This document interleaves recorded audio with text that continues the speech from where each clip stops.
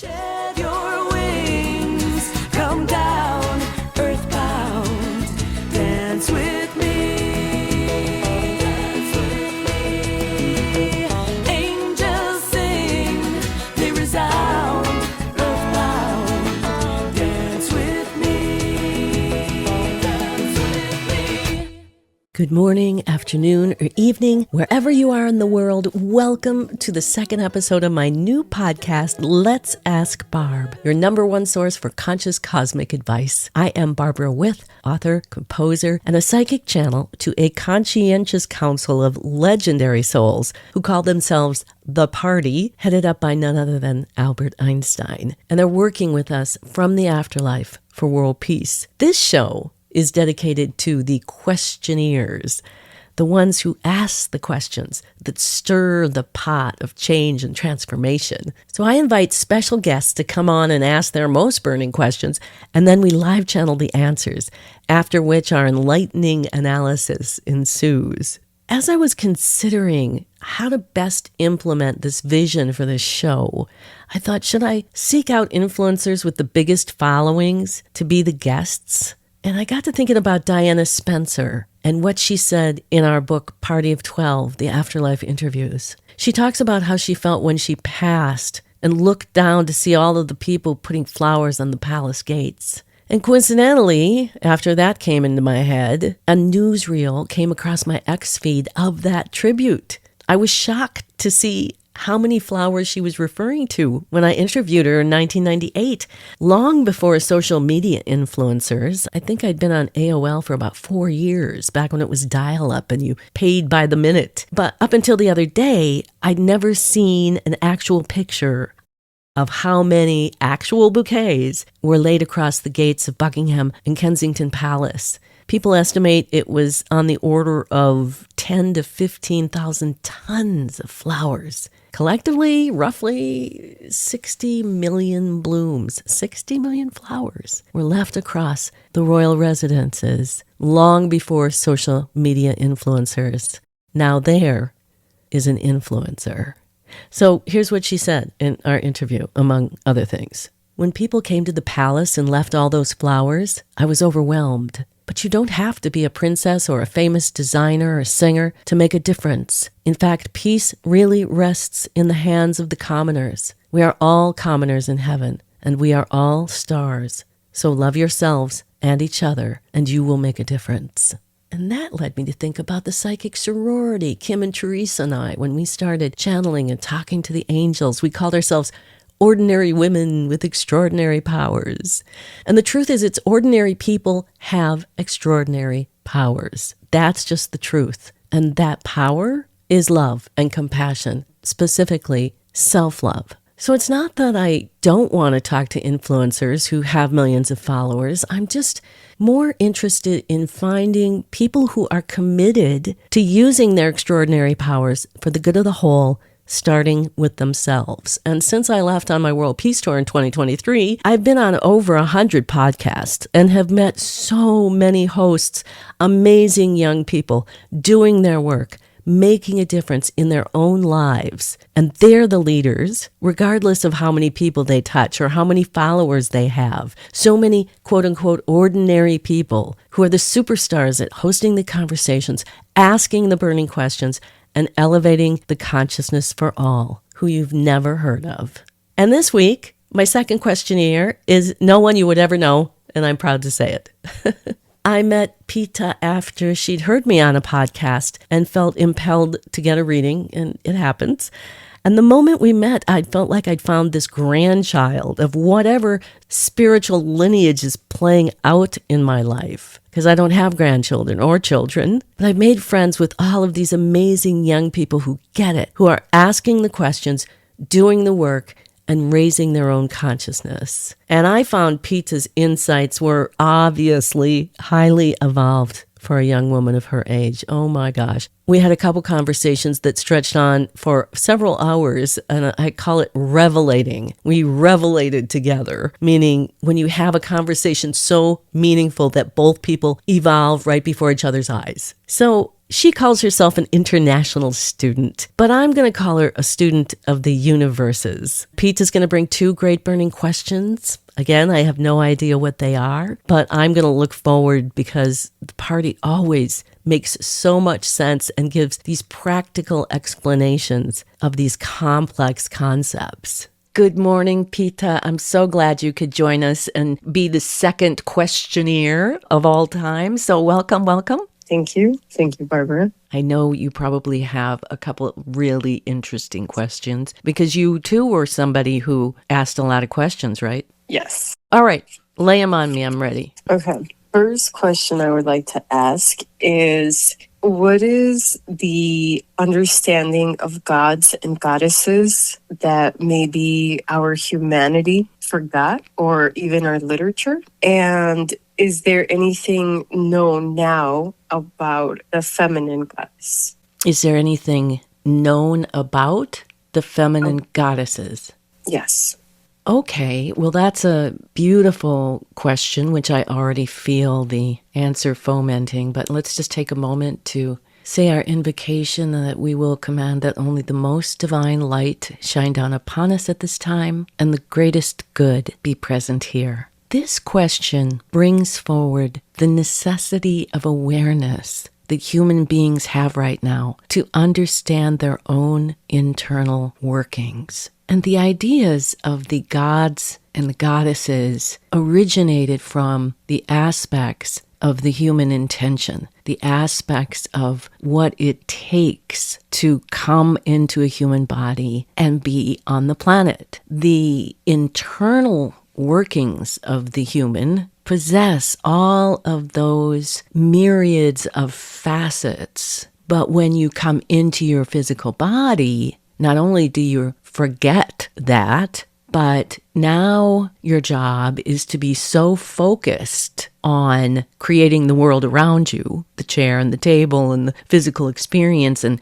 being an interactive part of it, that you forget in your intellect these different, very real parts of you. And so culture has arisen to give you external examples of what is that internal reflection. And what has happened is that as your culture gets less and less spiritually oriented, more and more intellectually top-heavy, as opposed to a full, robust operating system where all parts are working together, then you get this distortion of self. And you look outside you at these gods and these goddesses, and you think sometimes they are the ones with the power. Or you think sometimes you're lesser than they are because they are, quote, gods and goddesses. But in reality, they are all imprints and reflections of your whole operating system. You as a human, you as a spirit, you as a soul. The goddess energy is a piece of the whole operating system. It is not the ruler either. It is a mechanism altogether making up all the gods and goddesses that operates like that of an automobile. It's an operating system. If the spark plugs fail, you put in another spark plug because you understand how it is. It's just so difficult sometimes for that human mind to look at these representations of the true nature of humanity and own them as self. You've been told, no, you'll be grandizing yourself. And then there's the other situation where a human can get caught up in the illusion of the power of a god, thinking more of yourself, using your power for what we would say for the good of the few at the expense of the whole operating system. And that's what these gods and goddesses have come here to help anchor. The fact that you see them through all spiritualities is, of course, not an accident, but they're just different reflections of those cultures and the beauty of what makes a rose and what makes a lily a lily.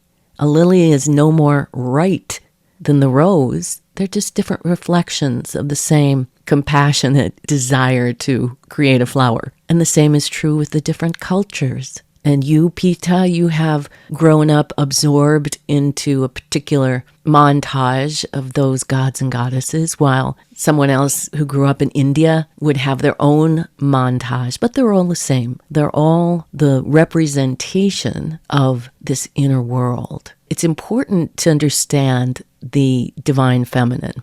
For so long, the masculine has ruled civilizations, this culture. There's been pockets of cultures throughout the world and throughout civilizations that have embodied the feminine. Now is a time where the feminine learns its balance with the masculine together. It's not one is separate than the other.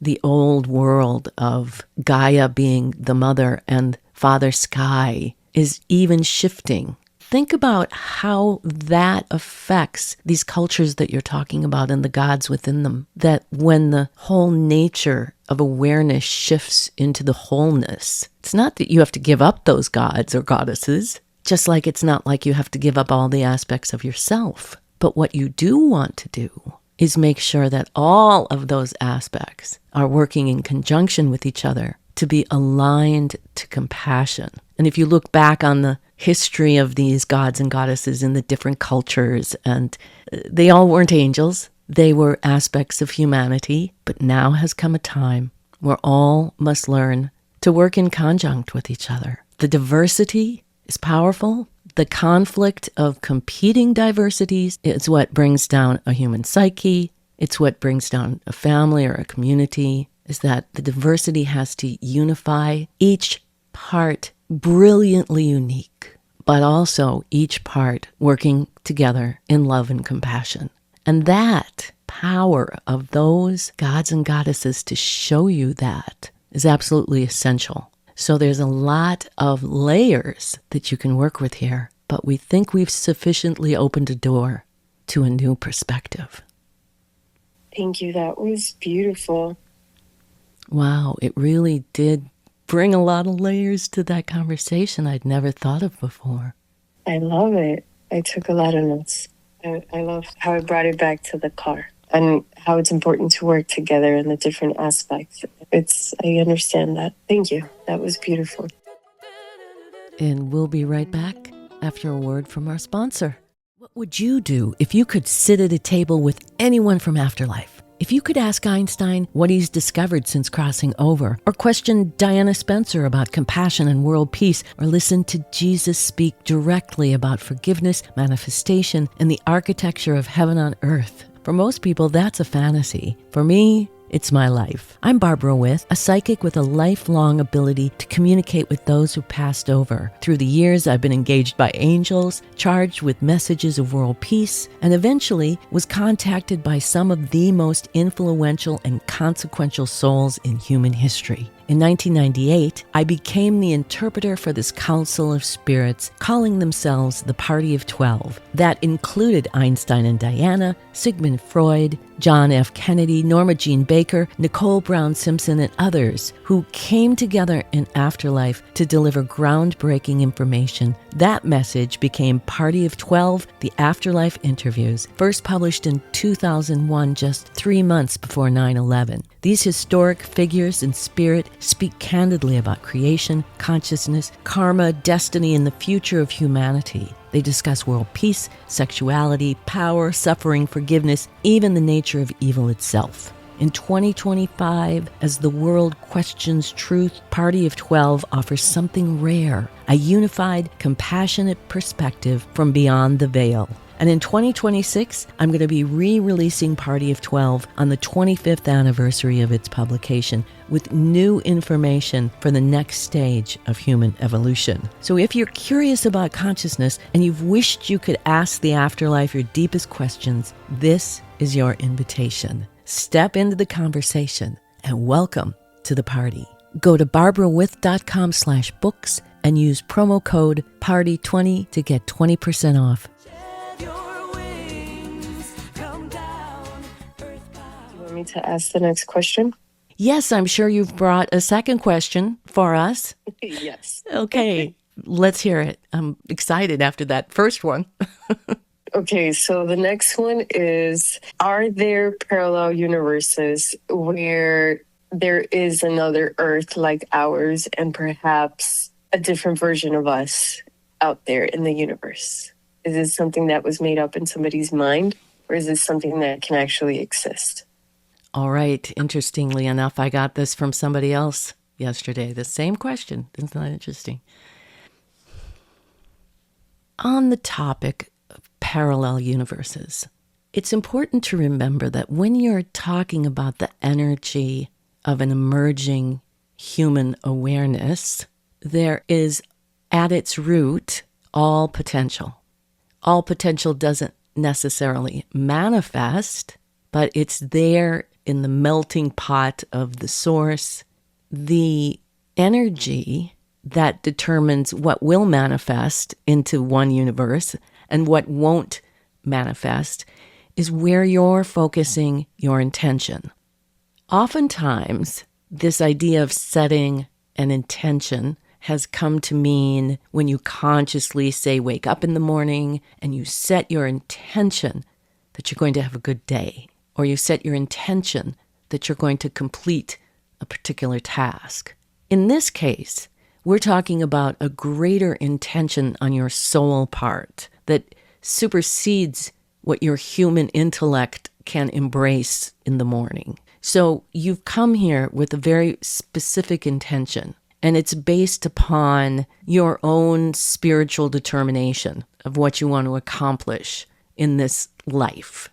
That is completely like how flowers grow. It's organic, it's guided by spirit, plus it gives you as a soul the creativity to say, you know what, I need to have a life where I experience karmic balance having to do with this set of circumstances or conditions that in another life I've perpetrated or created or experienced. I need a balance. So you get to design and create your life.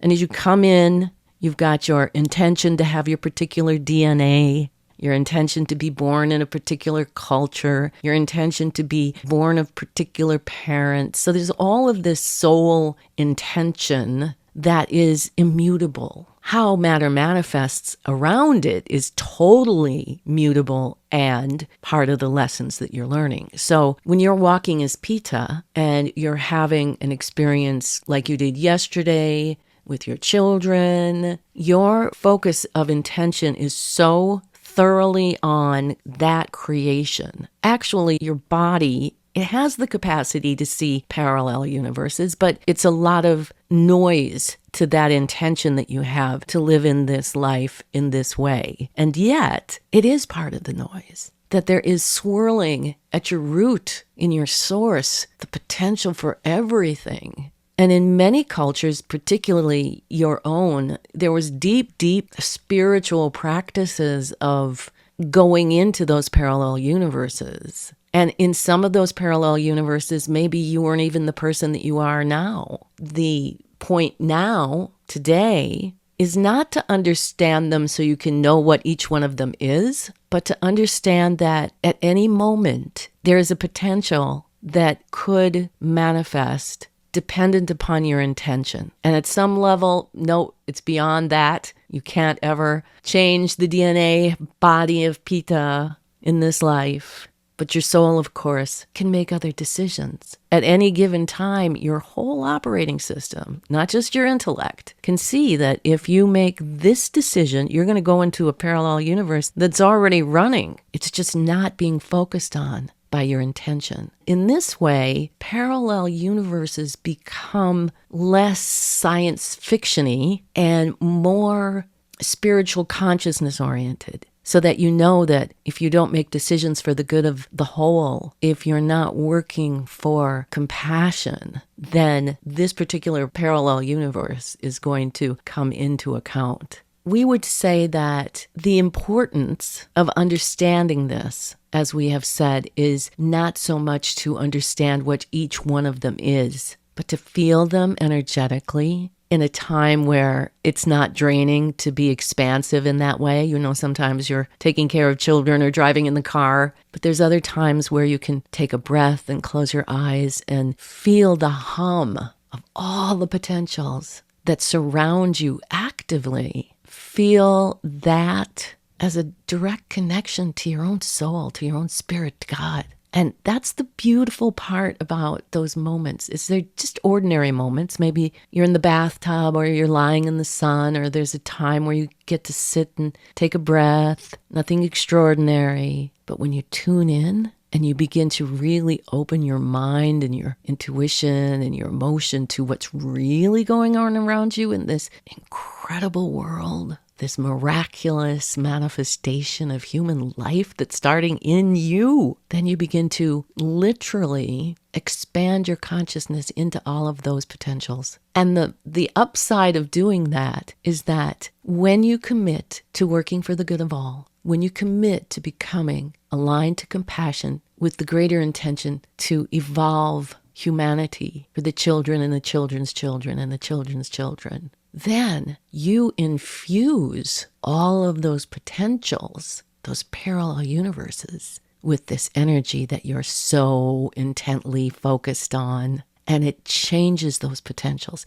It doesn't neutralize them, but it just breaks any kind of attachment that there has to be anything but what you have right now in present moment. And in that way, you unify the universes, and there's more communication between those potentials. And all of that becomes a much larger force field, as it were, that allows you to tap in to find those creative solutions, to find those alternative pathways that are going to lead to more cooperative, compassionate community, whether it's a family community or a community or a nation community, community of spiritual people, a community of business people. Every time that you can bring that together, you do have a profound effect in a very simple, practical way.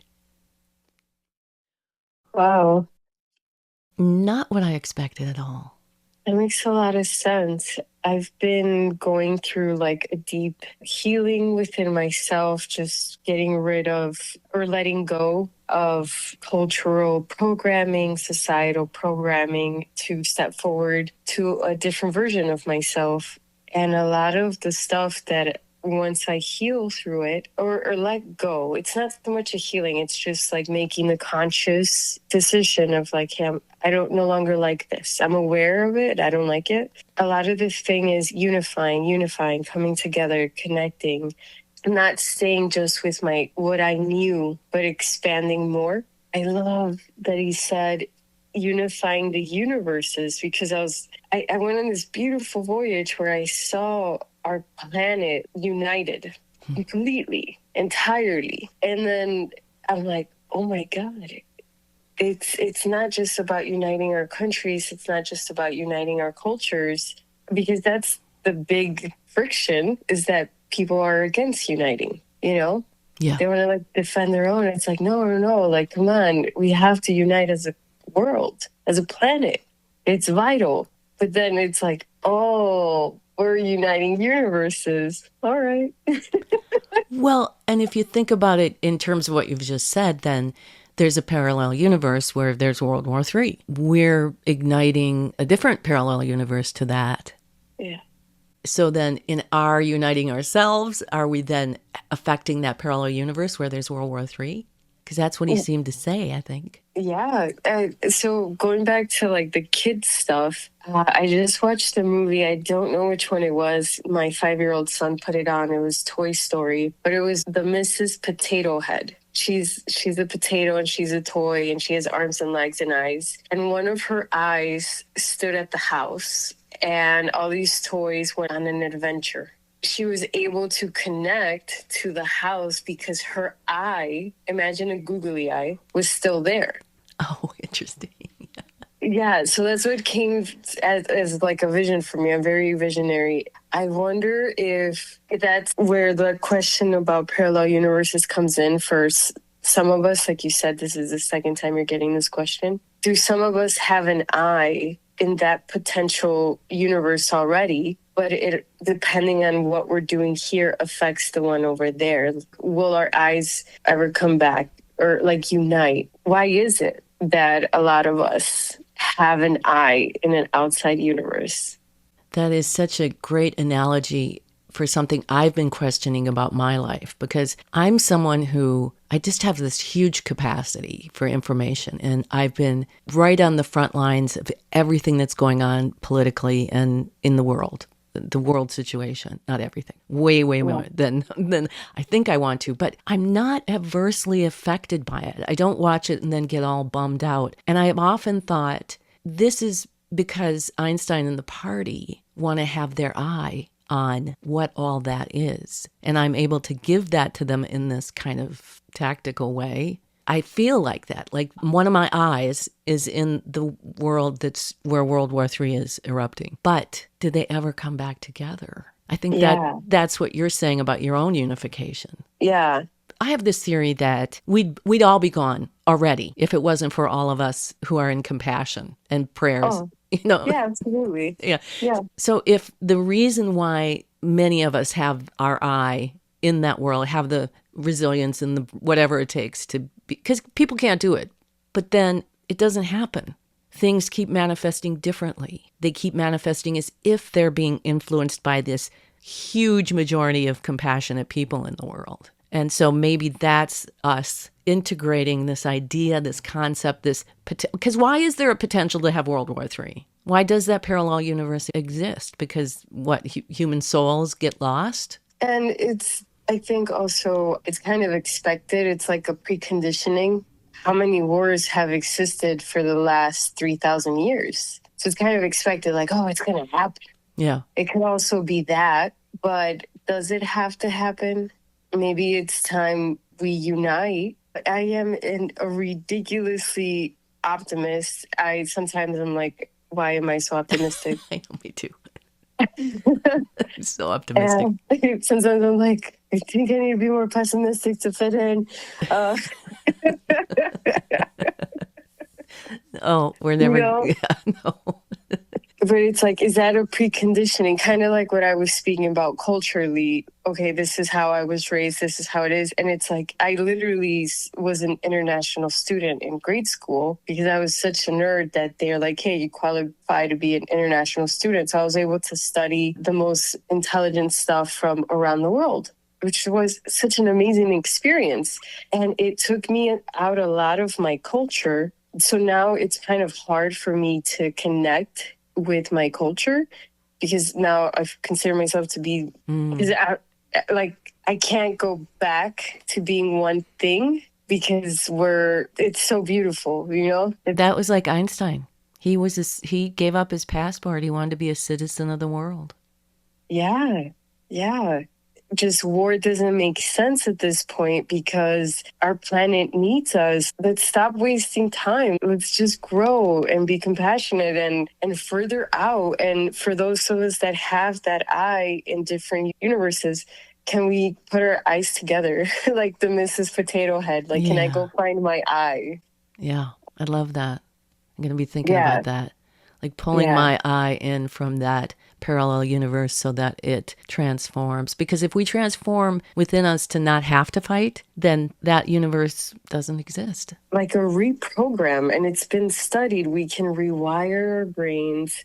We can reprogram our bodies, our nervous systems. Why is it that we're discovering all that? Because we are growing. I think that's what I wanted to say, is that sometimes it feels like we're not because what we see around us seems really chaotic. But in the same hand, boy, there's been so much growth and more every day. I see it anyway. Me too. So, well, Thank you. Pita, thank you so much for joining us. And beautiful thank you for question. this opportunity. Absolutely.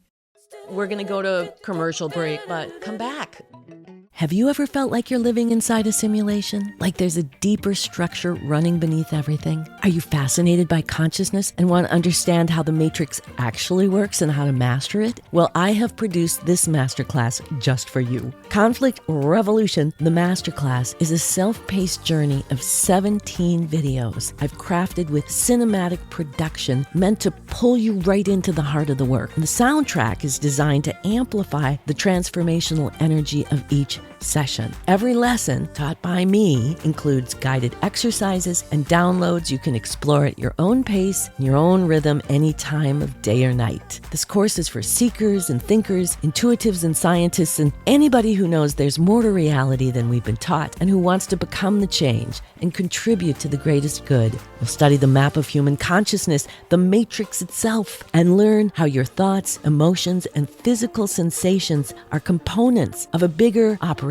system, and why compassion isn't just a feeling, it's the fifth fundamental force of the universe. And this is where the revolution begins. When you learn to master your own energy field so you can consciously and intentionally participate in creating your own life. Discover how to make choices aligned to compassion and to keep your personal operating system running smoothly, even in the most turbulent of times. And trust me, it's a full-time job. People who take the masterclass, they often tell me everything just sort of clicks and the simulation makes more sense. Their purpose becomes clearer and they're empowered to navigate their reality with the intention to align to compassion. So when you're ready to understand the machinery of your own consciousness and step into the mastery of it, then join us. Go to barbarawith.com/courses and click on Masterclass. Use code Masterclass20 for 20% off.